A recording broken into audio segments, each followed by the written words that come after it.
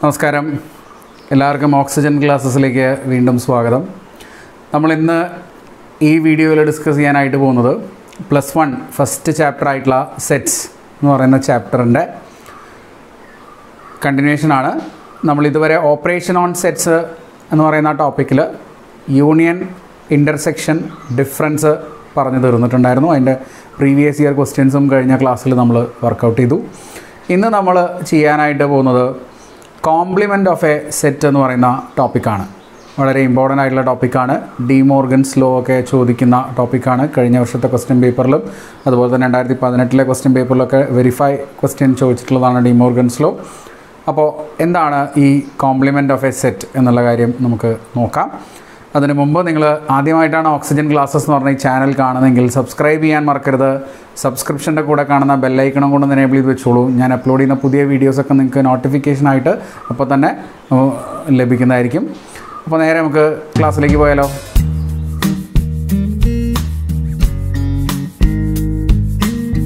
നമ്മൾ നോക്കാൻ പോകുന്നത് കോംപ്ലിമെൻറ്റ് ഓഫ് എ സെറ്റ്. എന്താണ് ഒരു സെറ്റിൻ്റെ കോംപ്ലിമെൻറ്റ്?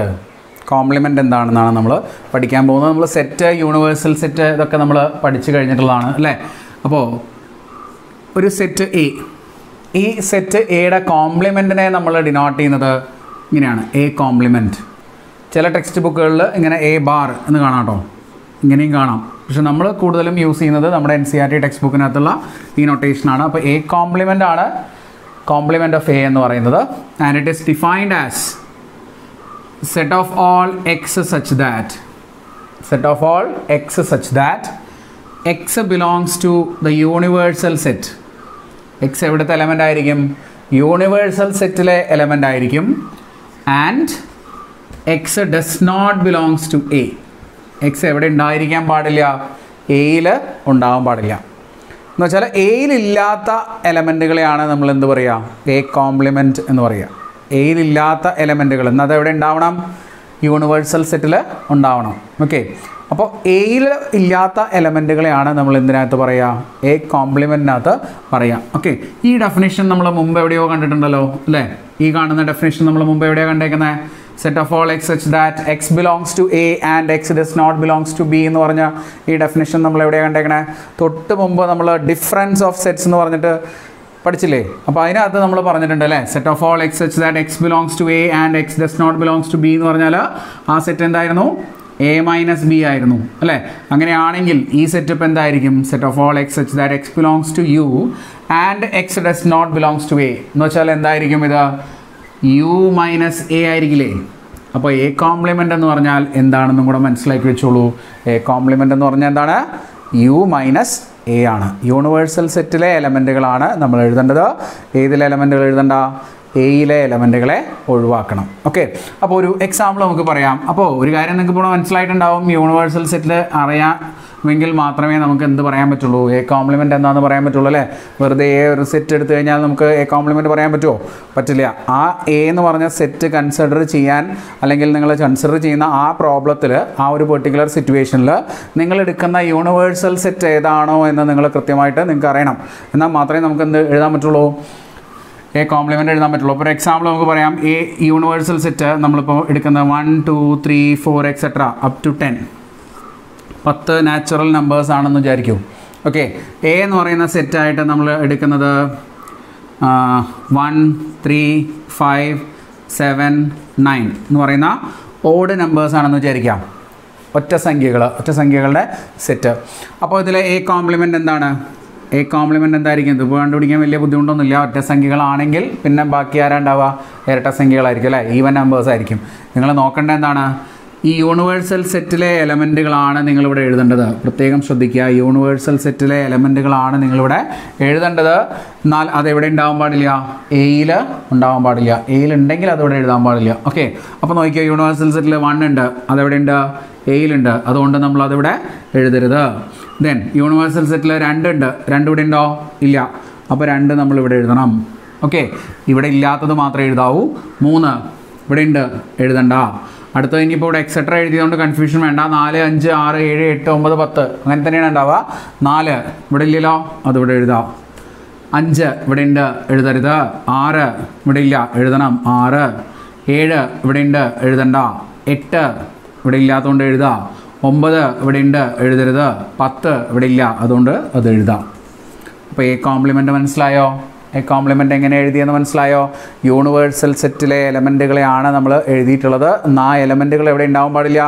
എയിൽ ഉണ്ടാവാൻ പാടില്ല. അപ്പോൾ അങ്ങനത്തെ സെറ്റുകളെയാണ് നമ്മൾ എന്തിൽ പറയുക? എ കോംപ്ലിമെൻറ്റിനകത്ത് പറയുക. നോട്ട് ചെയ്ത് വെക്കേണ്ട ഇമ്പോർട്ടൻ്റ് ആയിട്ടുള്ളൊരു ഇക്വേഷനാണ് നമ്മളിപ്പോൾ ഇവിടെ പറഞ്ഞത്. A complement equal to U minus A. Universal set minus A എന്ന് പറയുന്നതും എന്ത് തന്നെയാണ്?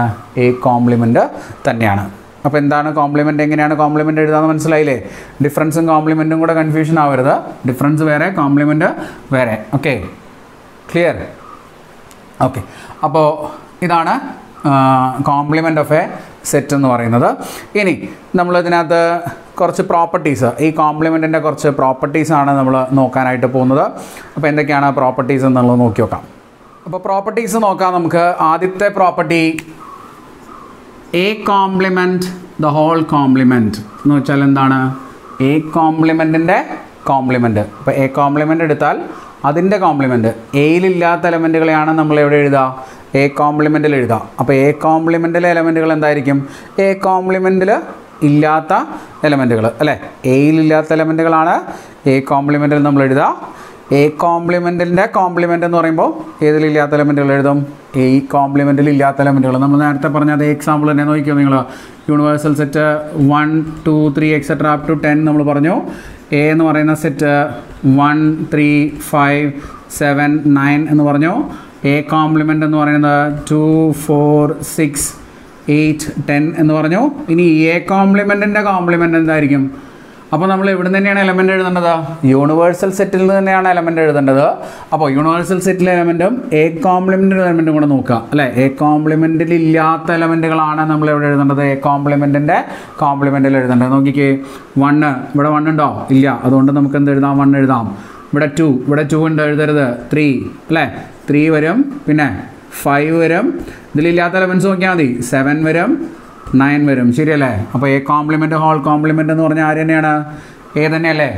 ഓക്കെ, അപ്പോൾ അതാണ് ആദ്യത്തെ property. A complement whole complement എന്ന് പറയുന്നത് എന്താണ്? എ ആണ്. ഓക്കെ, മനസ്സിലായല്ലോ? യെസ്. അടുത്തത് രണ്ടാമത്തെ പ്രോപ്പർട്ടി ശ്രദ്ധിച്ചോളൂ. A union A complement. എന്താണ് എ യൂണിയൻ എ കോംപ്ലിമെൻറ്റ് വരിക? ഇപ്പോൾ ഇതാ എ എന്ന് പറഞ്ഞ സെറ്റ് ഇവിടെ ഉണ്ട്, എ കോംപ്ലിമെൻ്റ് ഇവിടെ ഉണ്ട്. ഇത് രണ്ടിൻ്റെയും കൂടെ യൂണിയൻ എടുക്കാമെന്ന് വെച്ചാൽ അതിലെ രണ്ടിലെ എലമെൻറ്റ്സ് അങ്ങനെയാണ് നിരത്തി അങ്ങോട്ട് എഴുതാം അല്ലേ? അപ്പോൾ എന്തൊക്കെ എഴുതാം? 1, 3, 5, 7, 9 എഴുതാം. 2, 4, 6, 8, 10 എഴുതാം. കംപ്ലീറ്റ് എലമെൻറ്റ്സ് എവിടുത്തെ ഉണ്ടാവും? യൂണിവേഴ്സൽ സെറ്റിലെ എലമെൻറ്റുകൾ മുഴുവൻ ഉണ്ടാവും. അതുകൊണ്ട് എ യൂണിയൻ എ കോംപ്ലിമെൻ്റ് എന്ന് പറഞ്ഞാൽ എന്താണ്? യൂണിവേഴ്സൽ സെറ്റാണ്. ഓക്കെ, അടുത്ത പ്രോപ്പർട്ടി ശ്രദ്ധിച്ചോളൂ. മൂന്നാമത്തത് A intersection A complement. Common എലമെൻറ്റുകൾ എയിലും എ കോംപ്ലിമെൻറ്റിലും കോമൺ ആയിട്ട് വരുന്ന എലമെൻറ്റുകൾ ഏതൊക്കെയാണ്? കോമൺ എലമെൻറ്റ്സ് വരിക നോക്കിക്കേ. എയിലും എ കോംപ്ലിമെൻറ്റിലും കോമൺ ആയിട്ട് ഏതൊക്കെ എലമെൻറ്റ്സ് ഉണ്ട്? അങ്ങനെ എലമെൻറ്റ് ഉണ്ടാവില്ല അല്ലേ? എയിലില്ലാത്തതാണ് എ കോംപ്ലിമെൻ്റ് എഴുതുന്നത്. അതുകൊണ്ട് രണ്ട് സെറ്റുകളും ഡിഫറൻ്റ് ആയിട്ടുള്ള സെറ്റുകളായിരിക്കും. അതുകൊണ്ട് നൾ സെറ്റാണ് വരിക. എയും എ കോംപ്ലിമെൻ്റ് എന്ത് സെറ്റുകളാണ്? ഡിസ്ജോയിൻഡ് സെറ്റുകളാണ് അല്ലേ? ഡിസ്ജോയിൻഡ് സെറ്റുകളാണ് എയും എ കോംപ്ലിമെൻറ്റും. ഓക്കെ, അപ്പോൾ അതാണ് മൂന്നാമത്തെ പ്രോപ്പർട്ടി. നാലാമത്തെ പ്രോപ്പർട്ടി ശ്രദ്ധിക്കുക. ഇത് വളരെ ഇമ്പോർട്ടൻ്റ് ആയിട്ട് നിങ്ങൾ പഠിച്ചു വെക്കേണ്ട പ്രോപ്പർട്ടിയാണ്. A union B the whole complement എന്ന് വെച്ചാൽ എന്താണ്? എ കോംപ്ലിമെൻറ്റ് യൂണിയൻ എന്ന് വെച്ചാൽ എന്താണ്? A complement intersection B complement ആണ്. അതുപോലെ തന്നെ ഒരു പ്രോപ്പർട്ടിയും കൂടി ഉണ്ട്. A intersection B the whole complement എന്ന് പറഞ്ഞാൽ A complement union B complement ആണ്. A complement union B complement ആണ്. ഈ ഒരു പ്രോപ്പർട്ടീനെ നമ്മൾ പറയുന്ന പേര് ഡി മോർഗൻസ് ലോ എന്നാണ്. എന്താണ് പറയുക? ഡി മോർഗൻസ് ലോ എന്ന് പറയും. ഡി മോർഗൻസ് ലോ വെരിഫൈ ചെയ്യാനുള്ള ക്വസ്റ്റ്യൻ ചോദിക്കാറുണ്ട്. ഡി മോർഗൻസ് ലോ വളരെ ഇമ്പോർട്ടൻ്റ് ആണ്, ശ്രദ്ധിച്ച് മനസ്സിലാക്കുക. A union B the whole complement എന്ന് പറയുന്നത് A complement intersection B complement ആണ്. അതുപോലെ തന്നെ A intersection B the whole complement എന്ന് പറയുന്നത് A complement union B complement ആണ്. നോക്കിയാൽ മനസ്സിലാവും. അവിടെ കോംപ്ലിമെൻ്റ് എടുക്കുമ്പോൾ എക്ക് കോംപ്ലിമെൻ്റ് വരുന്നുണ്ട്, ബിക്കും കോംപ്ലിമെൻ്റ് വരുന്നുണ്ട്. യൂണിയൻ മാറിയിട്ട് എന്താവും? ഇൻ്റർസെക്ഷൻ ആവും. ഇവിടെ ഇൻ്റർസെക്ഷൻ മാറിയിട്ട് എന്താവും? യൂണിയനും ആവും. ഓക്കെ, അപ്പോൾ ഈ ഒരു പ്രോപ്പർട്ടി നമുക്ക് വളരെ ഇമ്പോർട്ടൻ്റ് ആയിട്ടുള്ള പ്രോപ്പർട്ടിയാണ്. ഇത് വെരിഫിക്കേഷൻ ചോദിക്കാറുണ്ട്, ഇത് വെരിഫൈ ചെയ്യാനുള്ള ക്വസ്റ്റ്യൻ നമുക്ക് പറയാം. ഓക്കെ, അപ്പോൾ ഇത്രയും പ്രോപ്പർട്ടീസാണ് നമുക്ക് ഡയറക്റ്റായിട്ട് ഇതിൻ്റെ കോംപ്ലിമെൻറ്റിൻ്റെ പ്രോപ്പർട്ടി ആയിട്ട് പഠിച്ചു വെക്കേണ്ടത്. പിന്നെയുണ്ട് ഇത് 5ാമത്തെ പ്രോപ്പർട്ടി ആയിട്ട് ഞാൻ എഴുതുന്നു. രണ്ടും ഒന്ന് തന്നെയാണ് കേട്ടോ. ഒന്നെന്ന് വെച്ചാൽ രണ്ടും ഒരേ പേരിൽ അറിയപ്പെടുന്ന പ്രോപ്പർട്ടിയാണ്, ഒന്നല്ല. ഇനി 6ാമത്തെ ഒരു പ്രോപ്പർട്ടി ആയിട്ട് നമുക്ക് ഇങ്ങനെ എഴുതാം. എന്താണ് യൂണിവേഴ്സൽ സെറ്റിൻ്റെ കോംപ്ലിമെൻറ്റ്? യൂണിവേഴ്സൽ സെറ്റിൽ എല്ലാം അടങ്ങിയിട്ടുണ്ടാവും അല്ലേ. അപ്പോൾ യൂണിവേഴ്സൽ സെറ്റിൻ്റെ കോംപ്ലിമെൻറ്റ് എടുത്തു കഴിഞ്ഞാൽ എന്തുണ്ടാവില്ല? ഒരു എലമെൻറ്റും ഉണ്ടാവില്ല. ഒരു എലമെൻറ്റും ഇല്ലാത്ത സെറ്റിനെ നമ്മൾ എന്തെന്നാ പറയുക? നൾ സെറ്റ് എന്നല്ലേ പറയുക. അപ്പോൾ യൂണിവേഴ്സൽ സെറ്റിൻ്റെ കോംപ്ലിമെൻ്റ് ആണ് നൾ സെറ്റ്. അതുപോലെ തന്നെ നൾ സെറ്റിൻ്റെ കോംപ്ലിമെൻറ്റ് എന്താ? നൾ സെറ്റിൻ്റെ കോംപ്ലിമെൻറ്റ് ഒന്നുമില്ലാത്ത സെറ്റിൻ്റെ കോംപ്ലിമെൻറ്റ് എല്ലാമുള്ള സെറ്റ്, യൂണിവേഴ്സൽ സെറ്റ് അല്ലേ.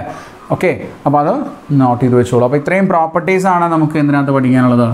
ഈ കോംപ്ലിമെൻ്റ് എന്ന് പറയുന്ന ഈ ടോപ്പിക്കിനകത്ത് പഠിക്കാനുള്ളത്. ഈ ഡി മോർഗൻസ് ലോ നമ്മൾ വെരിഫൈ ചെയ്യും കേട്ടോ. ഡി മോർഗൻസ് ലോ നമ്മൾ വെരിഫൈ ചെയ്യും. അതിനു മുമ്പ് എന്താണ് കോംപ്ലിമെൻറ്റിൻ്റെ വെൻ ഡയഗ്രം റെപ്രസെൻറ്റേഷൻ എന്നുള്ളതും കൂടെ നമുക്കൊന്ന് മനസ്സിലാക്കി വെക്കാം. നോക്കാം. When diagram representation of compliment of A set. ഒരു കോംപ്ലിമെൻറ്റ്, ഒരു സെറ്റിൻ്റെ കോംപ്ലിമെൻറ്റിൻ്റെ വെൻ ഡയഗ്രം എങ്ങനെ നമുക്ക് റെപ്രസെൻറ്റ് ചെയ്യാം എന്നുള്ളത് നോക്കാം. ഇപ്പോൾ നിങ്ങൾക്ക് യൂണിവേഴ്സൽ സെറ്റ് ഇങ്ങനെ വരയ്ക്കാം. ഇതാണ് യൂണിവേഴ്സൽ സെറ്റ്. ഇനി ഇതിൻ്റെ അകത്താണ് നമ്മൾ എല്ലാ സെറ്റുകളും മാർക്ക് ചെയ്യാറുള്ളത്. അപ്പോൾ ഇതാണ് എ എന്ന് നമ്മൾ മാർക്ക് ചെയ്യുന്നു. ഇനി എ കോംപ്ലിമെൻ്റ് എന്ന് പറഞ്ഞാൽ എവിടെയുള്ള ഭാഗങ്ങളാണ്? എയുടെ പുറത്തുള്ള ഭാഗങ്ങളാണ് അല്ലേ. അപ്പോൾ എയുടെ പുറത്ത് കാണുന്ന ഭാഗങ്ങൾ എന്ന് പറയുമ്പോൾ ഇതാ യൂണിവേഴ്സൽ സെറ്റിൻ്റെ ഈ ഭാഗങ്ങളെയാണ് നമ്മൾ എന്ത് പറയുന്നത്? എ കോംപ്ലിമെൻറ്റ് എന്ന് പറയുന്നത്. ഓക്കെ, കോംപ്ലിമെൻറ്റിൻ്റെ വെൻ ഡയഗ്രം വരയ്ക്കുമ്പോൾ പ്രത്യേകം ശ്രദ്ധിക്കണം. ഏത് സെറ്റിൻ്റെ കോംപ്ലിമെൻ്റ് ആണോ നിങ്ങൾ എടുക്കുന്നത് ആ സെറ്റിൻ്റെ പുറത്തുള്ള ഭാഗങ്ങളെയാണ് നമ്മൾ എന്തായിട്ട് മാർക്ക് ചെയ്യുക? കോംപ്ലിമെൻ്റ് ആയിട്ട് മാർക്ക് ചെയ്യുക. ഓക്കെ, അപ്പോൾ ഇതാണ് Venn diagram representation of compliment of A set എന്ന് പറയുന്നത്. ഇമ്പോർട്ടൻ്റ് ആയിട്ടുള്ള കാര്യമാണ്, ശ്രദ്ധിച്ച് മനസ്സിലാക്കുക. ഓക്കെ, അപ്പോൾ നോക്കിയാൽ നിങ്ങൾക്ക് തന്നെ മനസ്സിലാവും അല്ലേ. ഇതാണ് എ കോംപ്ലിമെൻ്റ് എങ്കിൽ എയും എ കോംപ്ലിമെൻറ്റിൻ്റെയും കൂടെ യൂണിയൻ എടുത്തു കഴിഞ്ഞാൽ ടോട്ടൽ എന്താ കിട്ടുന്നത്? നമുക്ക് യൂണിവേഴ്സൽ സെറ്റ് അല്ലേ കിട്ടുന്നത് അല്ലേ. അപ്പോൾ അതാണ് നമ്മൾ ആ പറഞ്ഞ പ്രോപ്പർട്ടി. ഓക്കെ, ഇനി വെൻ ഡയഗ്രാം വെച്ച് എങ്ങനെ നമുക്ക് ഡി മോർഗൻസ് ലോ ഒന്ന് വെരിഫൈ ചെയ്യാം എന്നുള്ളതും കൂടെ നോക്കാം. അപ്പോൾ അത് ഒന്ന് ഞാൻ വരയ്ക്കാം ഇവിടെ, നിങ്ങളൊന്ന് ശ്രദ്ധിച്ചോളൂ. ഡി മോർഗൻസ് ലോ എങ്ങനെ വെൻ ഡയഗ്രാം വെച്ച് വരയ്ക്കാം എന്നുള്ളത്. ഡി മോർഗൻസ് ലോ എന്താണ്? A union B the whole complement equal to A complement intersection B complement അല്ലേ. ഇതാണ് ആദ്യത്തെ ഡി മോർഗൻസ് ലോ. അപ്പോൾ ഇനി ഇവിടെ നമുക്ക് ആദ്യം ഈ ഒരു സെറ്റിൻ്റെ കോംപ്ലിമെൻറ്റ് ഒന്ന് എടുത്ത് നോക്കാം. ആദ്യം നമുക്ക് LHSനും RHSനും നമുക്ക് രണ്ട് ഫിഗേഴ്സ് വരയ്ക്കാം കേട്ടോ. ഇത് യൂണിവേഴ്സൽ സെറ്റ്, ഇത് എ, ഇത് ബി. ഓക്കെ, ദെൻ ഇവിടെയും നമ്മൾ അതേപോലെ തന്നെ വരയ്ക്കുന്നു. യൂണിവേഴ്സൽ സെറ്റ്, ഇവിടെ എ, ഇത് ബി. രണ്ടും ഒന്ന് തന്നെയാണെന്ന് വിചാരിച്ചോളൂ. ഒരേ ഫിഗറാണ്, ഒരേ സെറ്റാണെന്ന് വിചാരിക്കും. ഇനി നമുക്ക് ആദ്യത്തേൽ മാർക്ക് ചെയ്യേണ്ടത് എന്താണ്? എ യൂണിയൻ ബിയുടെ കോംപ്ലിമെൻ്റ് ആണ് അല്ലേ. എ യൂണിയൻ ബിയുടെ കോംപ്ലിമെൻ്റ് ആണ്. ഏതാണ് എ യൂണിയൻ ബി എന്ന് പറഞ്ഞ സെറ്റ്? ഈ കാണുന്ന സെറ്റല്ലേ, ഈ റൗണ്ടിനകത്ത് കാണുന്ന ഈ സെറ്റിനെയാണ് നമ്മൾ എന്ത് പറയുന്നത്? A union B. ഇതൊക്കെ നമ്മൾ നേരത്തെ ഡിസ്കസ് ചെയ്തിട്ടുള്ളതാണ് അല്ലേ. എ യൂണിയൻ ബി എന്ന് പറയുന്നത് ആ സെറ്റാണ്, നമുക്കറിയാം. ഇനി അതിൻ്റെ പുറമേ കാണുന്ന, അതിൻ്റെ പുറത്ത് കാണുന്ന എലമെൻറ്റുകളാണ് ഏതിലുണ്ടാവുക? എ യൂണിയൻ ബി കോംപ്ലിമെൻറ്റിൽ ഉണ്ടാവുക. അപ്പോൾ അതിൻ്റെ പുറത്ത് കാണുന്ന ഭാഗമാണ് എ യൂണിയൻ ബി കോംപ്ലിമെൻറ്റ്. ഇതാണ് ഞാൻ A union B compliment mark ചെയ്യുന്നു. ഇങ്ങനെ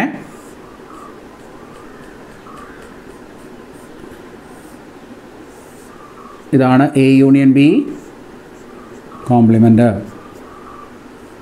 ഓക്കെ, ഈ റൗണ്ടിൻ്റെ അകത്തേക്ക് കയറാൻ പാടില്ല, അതിൻ്റെ പുറത്ത് മാത്രം നിൽക്കാം.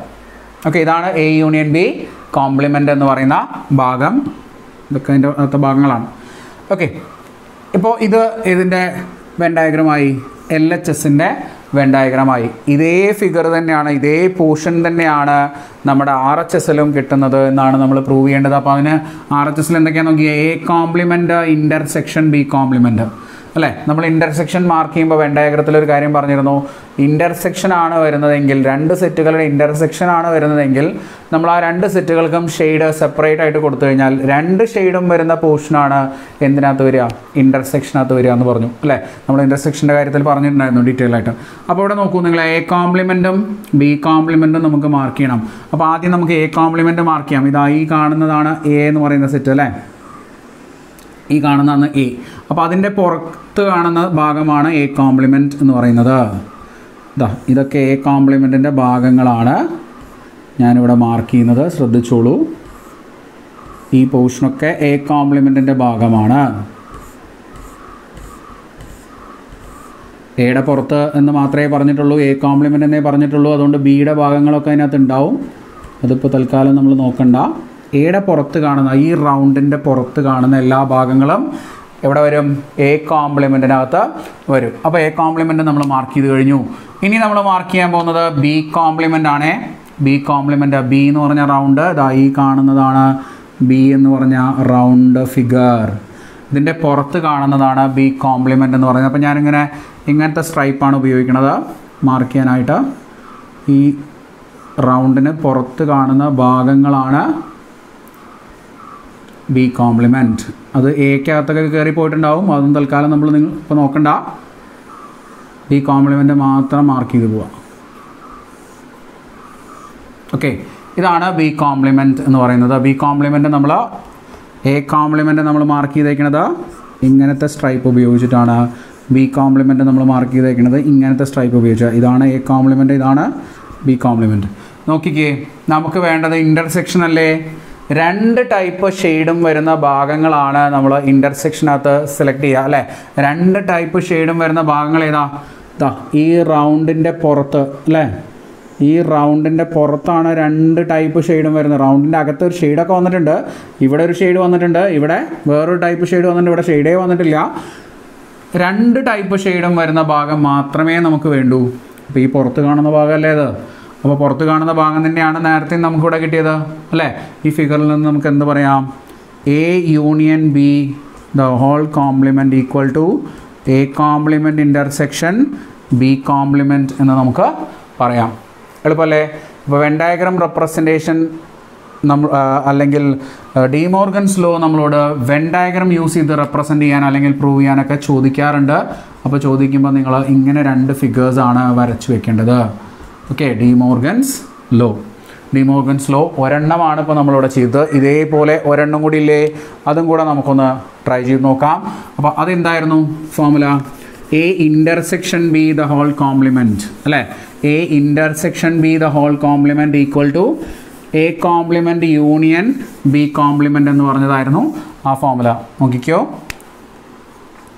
A intersection B the whole complement equal to A complement union B complement ആയിരുന്നു. രണ്ട് സൈഡിലും വേണ്ടി രണ്ട് ഫിഗർ നമ്മൾ വരയ്ക്കും. ആദ്യത്തെ ഫിഗർ യൂണിവേഴ്സൽ സെറ്റ്, അതിൻ്റെ അകത്ത് A and B. Universal set ഇത് എ, ഇത് ബി. ഓക്കെ, അടുത്തത് ഇതേപോലെ universal set A and B. ഇവിടെ എ, ഇവിടെ ബി. ഓക്കെ, നമുക്ക് വരച്ചു. ഇനി നമ്മൾ ആദ്യത്തെ സൈഡ് എൽ എച്ച് എസ് നോക്കിക്കോളൂ. എൽ എച്ച് എസിൽ നമ്മൾ എന്താണ് മാർക്ക് ചെയ്യേണ്ടത്? എൽ എച്ച് എസിൽ നമ്മൾ എ ഇൻ്റർസെക്ഷൻ ബി കോംപ്ലിമെൻ്റ് ആണ് മാർക്ക് ചെയ്യേണ്ടത് അല്ലേ? അപ്പോൾ എ ഇൻ്റർസെക്ഷൻ ബി എന്ന് പറഞ്ഞ ഭാഗം ഏതാണ്? ഈ കാണുന്ന ഭാഗമാണ്. നമ്മൾ പറഞ്ഞിട്ടുള്ളതാണ്, നമുക്കറിയാവുന്ന കാര്യമാണ്. ഇതാണ് എ ഇൻ്റർസെക്ഷൻ ബി എന്ന് പറയുന്ന ഭാഗം. അതിൻ്റെ പുറത്താണ് നമ്മൾ എന്ത് മാർക്ക് ചെയ്യേണ്ടത്? A intersection B compliment mark ചെയ്യേണ്ടത് അല്ലേ? അപ്പോൾ നമ്മളിതാ ഇവിടെ മാർക്ക് ചെയ്യുന്നു. ഈ നടുക്ക് ഉള്ള ഭാഗം മാത്രം ഒഴിവാക്കി അതിൻ്റെ പുറത്ത് കാണുന്ന എല്ലാ ഭാഗങ്ങളും നമ്മൾ ഇപ്പോഴത്തെ സെറ്റിനകത്ത് ഇൻക്ലൂഡ് ചെയ്യും. That is A intersection B the whole compliment.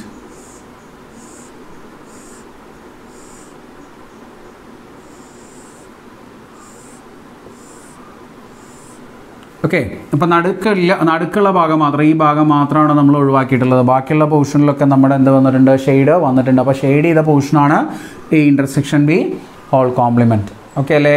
ഇനി അടുത്തത് നോക്കൂ, A complement union B complement ആണ് അല്ലേ? അപ്പോൾ നേരത്തെ നമ്മൾ മാർക്ക് ചെയ്ത പോലെ തന്നെ ആദ്യം എ കോംപ്ലിമെൻറ്റ് മാർക്ക് ചെയ്യുക. എയുടെ പുറത്ത് എ കോംപ്ലിമെൻറ്റ് നമ്മൾ ഇങ്ങനെ മാർക്ക് ചെയ്യുന്നു.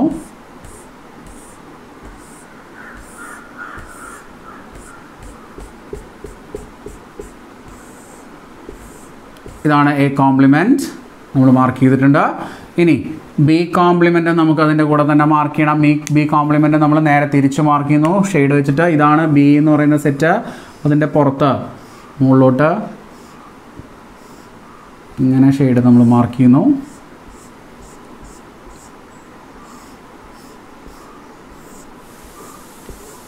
ഓക്കെ, ഇതാണ് എന്താ ബി കോംപ്ലിമെൻറ്റ്. ഓക്കെ, ഇനി നമുക്ക് എന്താ വേണ്ടത്? A complement union B complement ആണ് വേണ്ടത്. A complement union B compliment. യൂണിയൻ്റെ പ്രത്യേകത എന്താ? എവിടെയൊക്കെ ഷെയ്ഡ് വന്നിട്ടുണ്ടോ അതൊക്കെ ആരുടെ ഭാഗമായിരിക്കും? യൂണിയൻ്റെ ഭാഗമായിരിക്കും അല്ലേ? എവിടെയൊക്കെ ഷെയ്ഡ് വന്നിട്ടുണ്ടോ അതൊക്കെ ആരുടെ ഭാഗമായിരിക്കും? യൂണിയൻ്റെ ഭാഗമായിരിക്കും. അപ്പോൾ ഈ ഷെയ്ഡഡ് പോർഷൻ മുഴുവൻ എന്തിൻ്റെ ഭാഗമാണ്? നമ്മുടെ എ കോംപ്ലിമെൻറ്റ് യൂണിയൻ ബി കോംപ്ലിമെൻറ്റിൻ്റെ ഭാഗമാണ്. അപ്പോൾ ഏത് മാത്രമാണ് നമ്മൾ ഇതിനകത്ത് ഒഴിവാക്കുന്നത്? നോക്കിക്കേ, ഈ നടുക്ക് കാണുന്ന ഈ ഒരു പോർഷൻ മാത്രമല്ലേ നമ്മൾ ഒഴിവാക്കുന്നുള്ളൂ. ഇവിടുത്തെ അതേപോലെ തന്നെ ഈ പോർഷൻ മാത്രമേ ഈ ഒരു സെറ്റിനകത്ത് നമ്മൾ ഒഴിവാക്കുന്നുള്ളൂ. ഇവിടെ നിന്ന് നമുക്ക് എന്ത് പറയാൻ പറ്റും? A intersection B the whole complement equal to A complement union B complement എന്ന് പറയാം. ഇതാണ് വെൻ ഡയഗ്രാം റെപ്രസെൻറ്റേഷൻ യൂസ് ചെയ്തുകൊണ്ട് ഡി മോർഗൻസ് ലോയുടെ പ്രൂഫ്. ഓക്കെ, അപ്പോൾ ഇത് വെരിഫൈ ചെയ്യാനുള്ള ക്വസ്റ്റ്യൻ ചിലപ്പോൾ ഡയറക്റ്റായിട്ട് ചോദിക്കാറുണ്ട്, സെറ്റുകൾ തന്നിട്ട് ചോദിക്കാറുണ്ട്. അതല്ലെങ്കിൽ using when diagram prove that, അല്ലെങ്കിൽ ഷോ ദാറ്റ്, അല്ലെങ്കിൽ വെരിഫൈ ദാറ്റ് എന്ന് പറഞ്ഞിട്ടുള്ള ക്വസ്റ്റ്യൻ ചോദിക്കാറുണ്ട്. അപ്പോൾ അത് ഓർത്ത് വയ്ക്കുക. അപ്പോൾ കോംപ്ലിമെൻറ്റിനകത്ത് വളരെ ഇമ്പോർട്ടൻ്റ് ആയിട്ട് നമ്മൾ ശ്രദ്ധിക്കേണ്ട ഒരു പ്രൂഫാണ് ഡി മോർഗൻസ് ലോ. ഓക്കെ, അപ്പോൾ നമുക്ക് ഇനി ഇതിൻ്റെ ക്വസ്റ്റ്യൻസ് എങ്ങനെയാണ്, ഈ കോംപ്ലിമെൻറ്റിനകത്തുള്ള ക്വസ്റ്റ്യൻസ് എങ്ങനെയാണ് വന്നിട്ടുള്ളത് എന്ന് നോക്കാം. ആദ്യത്തെ ക്വസ്റ്റ്യൻ നോക്കാം. ഇത് 2019 സെക്കൻഡ് ടേം എക്സാമിന് വേണ്ടി ചോദിച്ചിട്ടുള്ള ക്വസ്റ്റ്യനാണ്. അപ്പോൾ സെക്കൻഡ് ടേമും ഫസ്റ്റ് ടേം എക്സാമുകളും അതുപോലെ തന്നെ മോഡൽ എക്സാമൊക്കെ പബ്ലിക് എക്സാമാണെന്ന് നിങ്ങൾക്ക് അറിയാലോ അല്ലേ? അപ്പോൾ അവിടെ ചോദിച്ചിട്ടുള്ളൊരു ക്വസ്റ്റ്യനാണ്. നോക്കുക, if U equal to universal സെറ്റാണ് 1 2 3 4 എക്സെട്ര അപ് ടു 9 തന്നിട്ടുണ്ട്.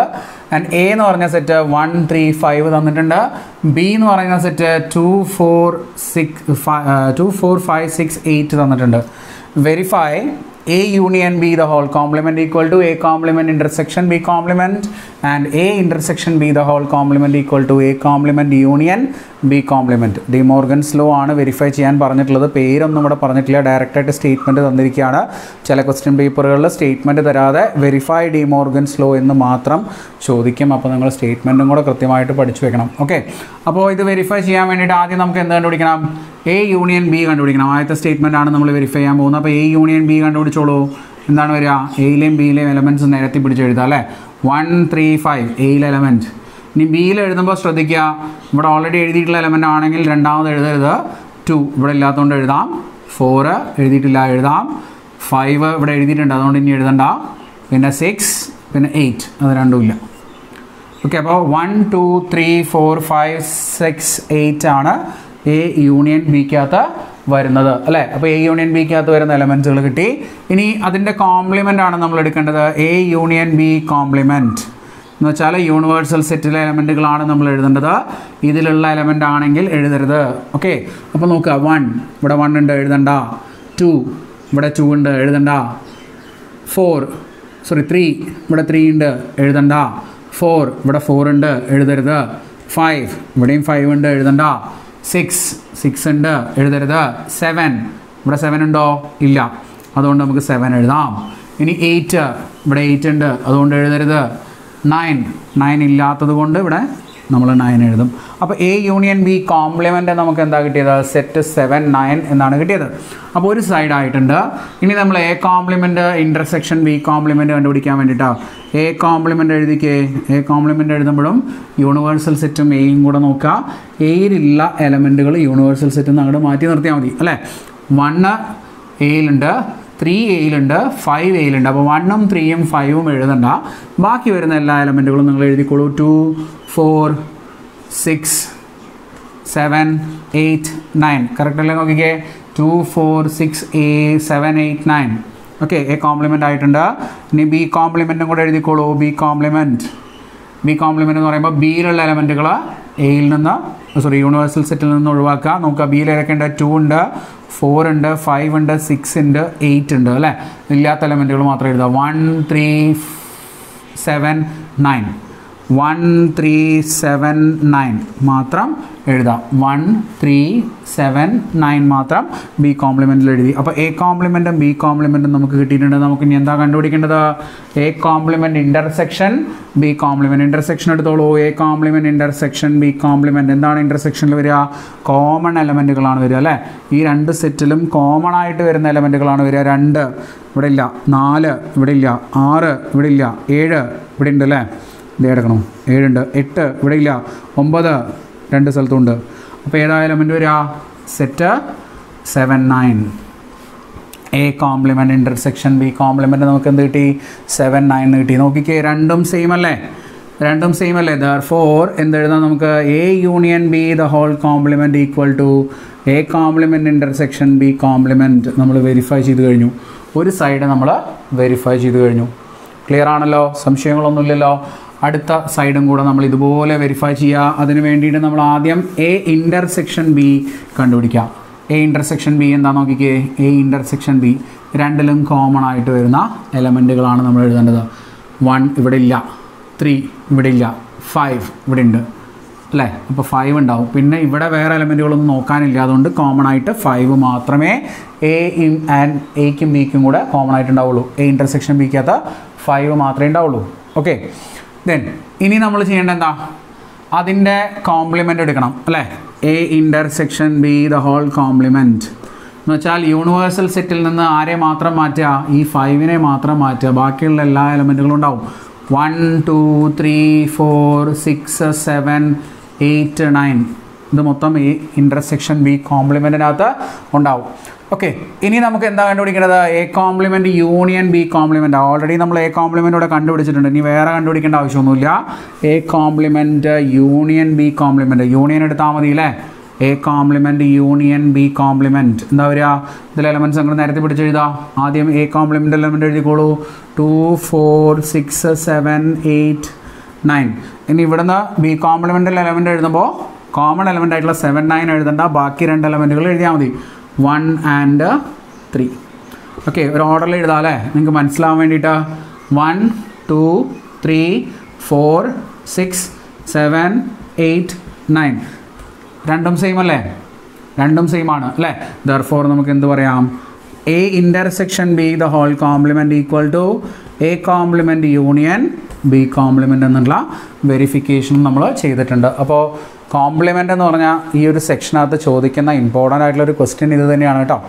ഓക്കെ, അപ്പോൾ അടുത്ത ക്വസ്റ്റ്യനിലേക്ക് പോവാം. അടുത്ത ക്വസ്റ്റ്യൻ നോക്കിക്കോളൂ. ഇത് 2018 മാർച്ചിനകത്ത് ചോദിച്ചിട്ടുള്ള ക്വസ്റ്റ്യൻ ആണ് കേട്ടോ.